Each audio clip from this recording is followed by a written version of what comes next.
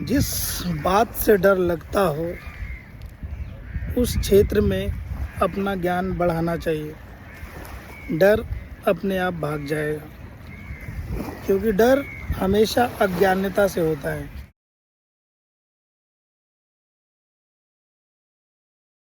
जय हिंद, भारत माता की जय। हेलो हिंदुस्तान।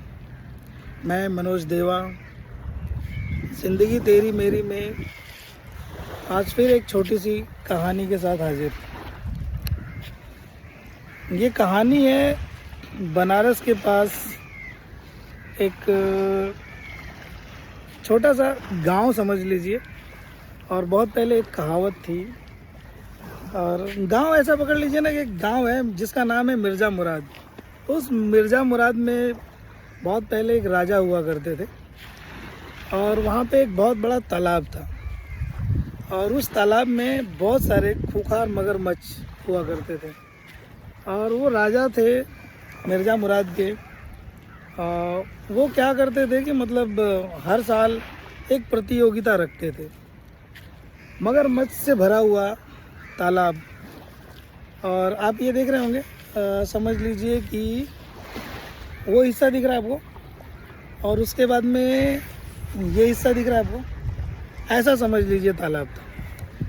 तालाब चारों तरफ से पब्लिक से भरा हुआ, और चारों तरफ से लोग शोर मचा रहे हैं, ढोल ताशे बज रहे हैं। और राजा की एक शर्त थी कि उसने पूरे मतलब मिर्ज़ा मुराद के अंदर में अनाउंसमेंट करवा दिया था कि उस तालाब में जो इस छोर पे डुबकी मार के वो छोर पे निकल जाएगा जिंदा, उसको उस जमाने के 50 लाख रुपए मिलेंगे।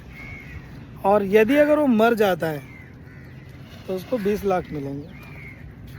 ऐसा करते और इसको ढोल से मतलब इस बात को गुंजवाते हुए गांव-गांव में हल्ला हो गया था। और वो मिर्ज़ा मुराद के अंदर उस तालाब के पास एक दिन मेला लगा और स्टेज लगा, तो उस पर मतलब शोर मचा रहे थे लोग।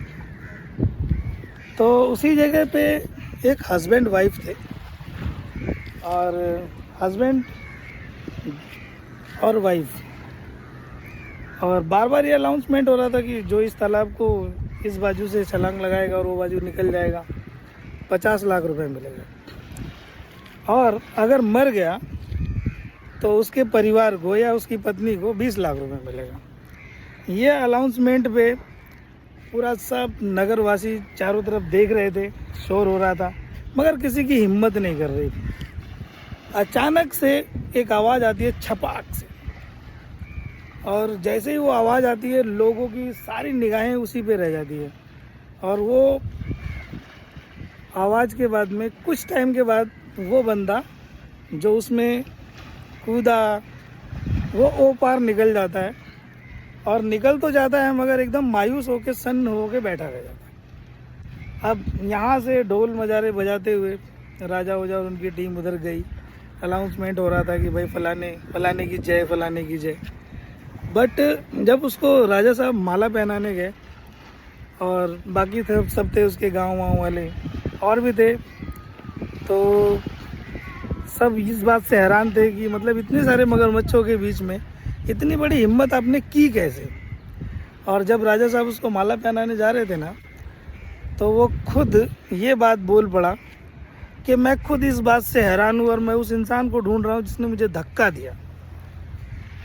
तो ये बात सुनते ही उनकी धर्मपत्नी फटाक से बाहर आई और उसने बोला, अरे मैंने तो तुम्हें धक्का दिया। और ये बात सुनते ही सब के सब टेंशन में और हंसने लगे।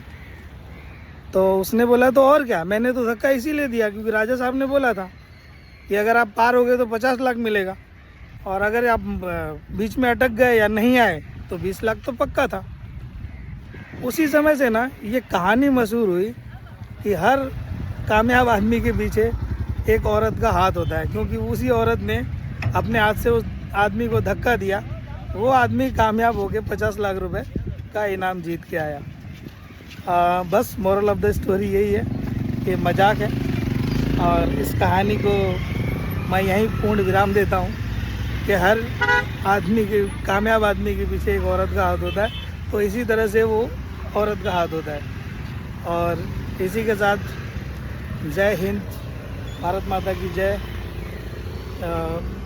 मेरी इस कहानी को और मेरे इस चैनल को ज़िंदगी तेरी मेरी, इसको आप लोग अपना प्यार दीजिए, लाइक कीजिए, सब्सक्राइब कीजिए।